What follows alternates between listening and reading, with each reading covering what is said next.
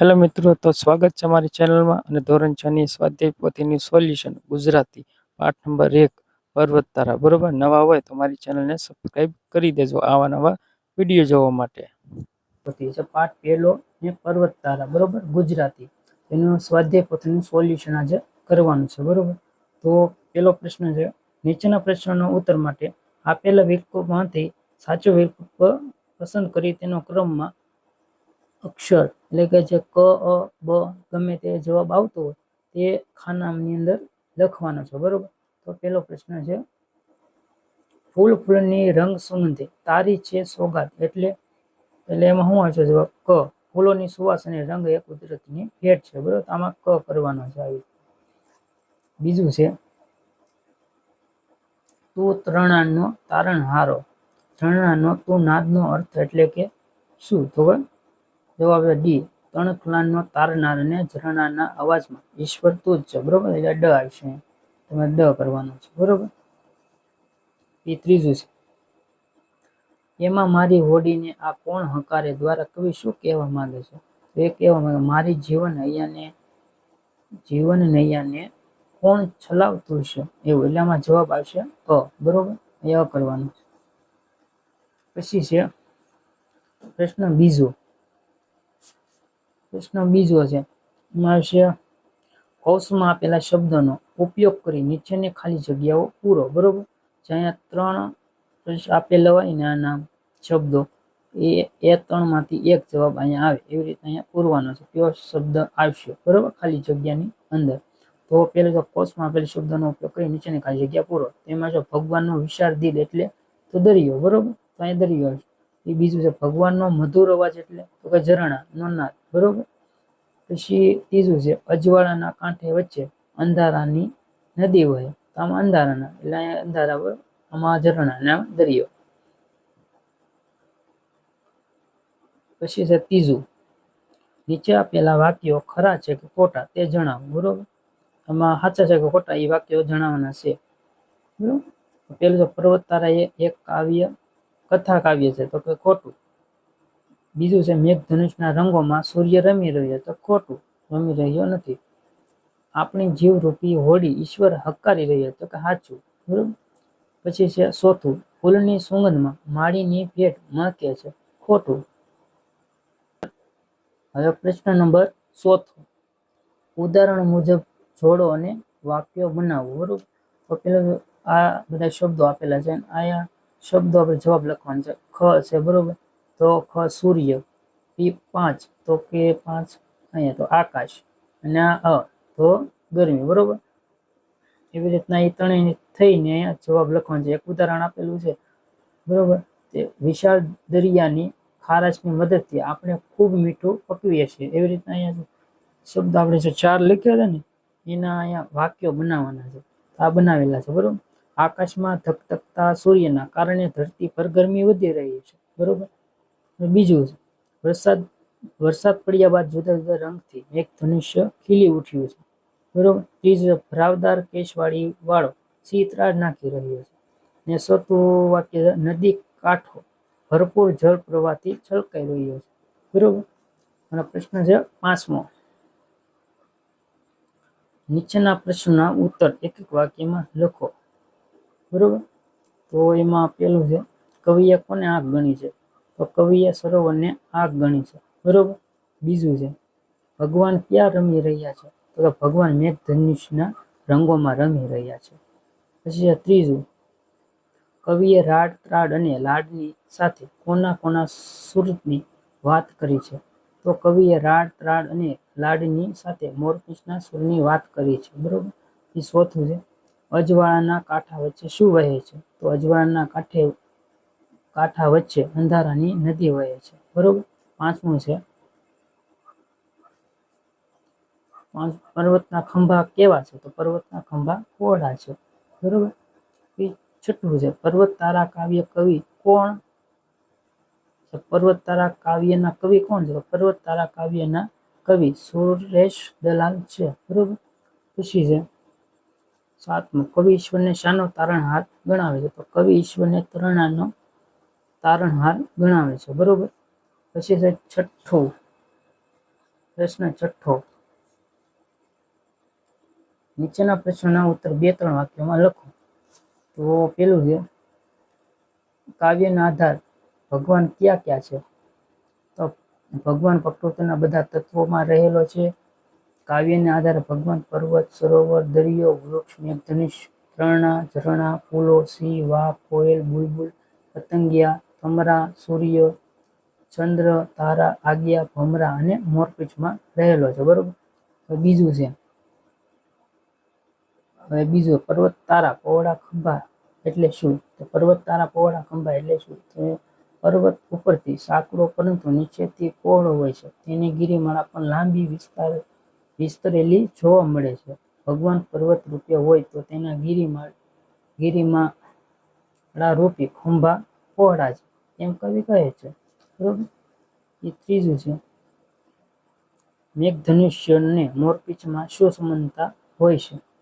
બરોબર. તો એમાં જવાબ છે, મેઘધનુષ્ય અને મોરપીંછ બંનેમાં ભગવાનને સુંદર રંગો પૂર્યા છે. મેઘધનુષ્યમાં 7 રંગો જોવા મળે છે. એ જ રીતે મોરપીંછમાં પણ અનેક રંગો જોવા મળે છે. બંનેમાં કુદરત કરામતના દર્શન થાય છે. બંનેના રંગો મન મોહી લેનાર હોય છે. બરોબર. તો એટલા માટે આ મેઘધનુષ્ય અને મોરપીંછમાં એટલી સમાનતા છે. બરોબર. તો પછી છે 7મો પ્રશ્ન. 7મો પ્રશ્ન એવો છે, નીચેના પ્રશ્નના સવિસ્તર ઉત્તર લખો. એટલે પર્વત, તારા કાવ્ય કવિએ વર્ણવેલો મહિમા તમારા શબ્દોમાં લખવાનો છે. બરોબર. એમાં જવાબ આવશે, કવિએ આકાશમાં કુદરતના વિવિધ અંશોની મહિમા વર્ણવ્યા છે. કુદરતના જુદા જુદા રૂપો કવિ પ્રભુ નિહાળે છે. પર્વત ઈશ્વરના ખંભા છે. સરોવર આંખ, દરિયો દિલ છે. ઝરણા પ્રભુનો અવાજ છે. મેઘધનુષ્યના રંગોમાં તરમી રહ્યો છે. મોરપીંછ રૂપી સુર છે. ફૂલડામાં રંગ સુગંધ રૂપે તો રહેલો છે. વાઘ સિંહની ત્રાળમાં તે સમાયેલો છે. ઈશ્વર જાણે આપણી સાથે સંતાકુકડી રમતો હોય એમ વિવિધ રૂપે ક્યારેક નજીક તો ક્યારેક દૂર દેખાય છે. તે અજવાળા અને અંધારા રૂપે બધે જ વ્યાપેલો છે. બરોબર. 8મો પ્રશ્ન છે, નીચેની કાવ્ય પંક્તિ સમજાવો. તો તું તરણાનો તારણહાર, ઝરણાનો તું નાદ, ફૂલની રંગ સુગંધે તારી છે સોગાદ. તો એનું સમજાવવાનું છે, કાવ્ય પંક્તિ છે તેમાં એવું છે, હે ઈશ્વર, આ સમગ્ર સૃષ્ટિનું સર્જન તે જ કર્યું છે. તરફડું પાણી પર તરે છે તો તેને તરાવનારો તું જ છે. ઝરણામાં ખળખળ એવો અવાજ ભરનાર પણ તું જ છે.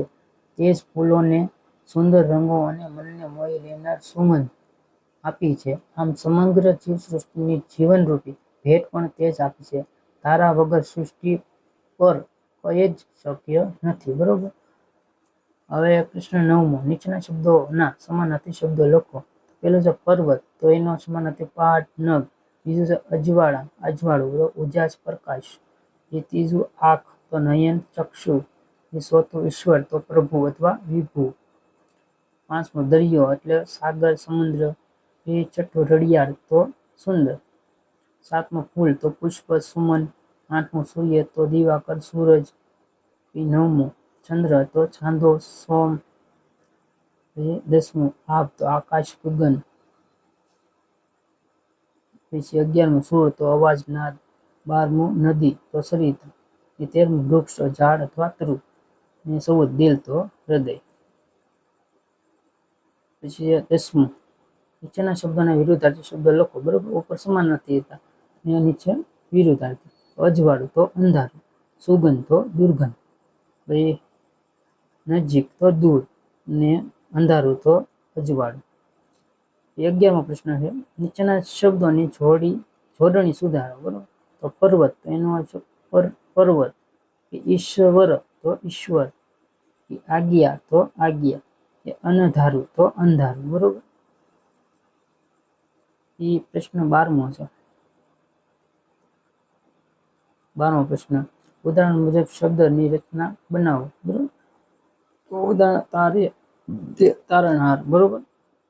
તારે તે તારણહાર. સર્જન કરનાર તે, તો સર્જનહાર. પાળે તે પાલનહાર. રક્ષણ કરે તે રક્ષણહાર, દેખે તે દેખણહાર અને ખેડે તે ખેડણહાર. બરોબર. તો નીચે છે 13મો પ્રશ્ન. કૌંસમાં આપેલા શબ્દો યોગ્ય જગ્યા મૂકી ખાલી જગ્યા પૂરો. તો આ ઉપર શબ્દો આપેલા છે એટલે, અને, કે, પણ, છતાં. બરોબર. તો એ ખાલી જગ્યા આપેલ છે એમાં પૂરવાનું છે. તો પેલું છે સૂર્ય, તો અને ચંદ્ર આકાશમાં જોવા મળે તો અને આવશે. બરોબર. અંધારું પડે એટલે આકાશમાં તારા જોવા મળે છે તો અહીંયા એટલે આવશે. બધું અહીંથી લેવાનું છે. બરોબર. ત્રીજું છે તળાવને સરોવર પણ કહેવાય. બરોબર. એમાં પણ આવશે. ઈશ્વર નજીક છે છતાં દૂર લાગે છે, છતાં ઈશ્વર કહો કે પ્રભુ બધું એકનું એક જ છે. તો ક્યાં. પછી છે પ્રશ્ન 14મો. કૌંસમાંથી સાચો વિકલ્પ પસંદ કરી નીચે ખાલી જગ્યાઓ પૂરો. બરોબર. તો નુક, તો અહીંયા બંને શબ્દોમાંથી એક શબ્દ લેવાનો. બરોબર. સાચો હોય તે. તો અહીંયા નુકસાન. બરોબર. બીજું સમસ્યા, તો અહીંથી લેવાનું સમસ્યા, આ જવાબ આવશે. બીજું સીવણ, તો આમાં છે સસલાનો છે સીવણ. બરોબર. ચોથું શિકાર. એ પાંચમું સરોવર. છઠ્ઠું શાબાશી. બરોબર. એ સાતમું વિશેષ, તો આ સહાય. એ આઠમું છે વિશેષ, તો આ સહાય. બરોબર. એ 15મું છે. 15મો પ્રશ્ન. ખોટા વિકલ્પો છેકી સાચું વાક્ય બનાવો. બરોબર. કે ખોટા જે શબ્દો હોય છેકી નાખવાના, જે આખું વાક્ય બને છે.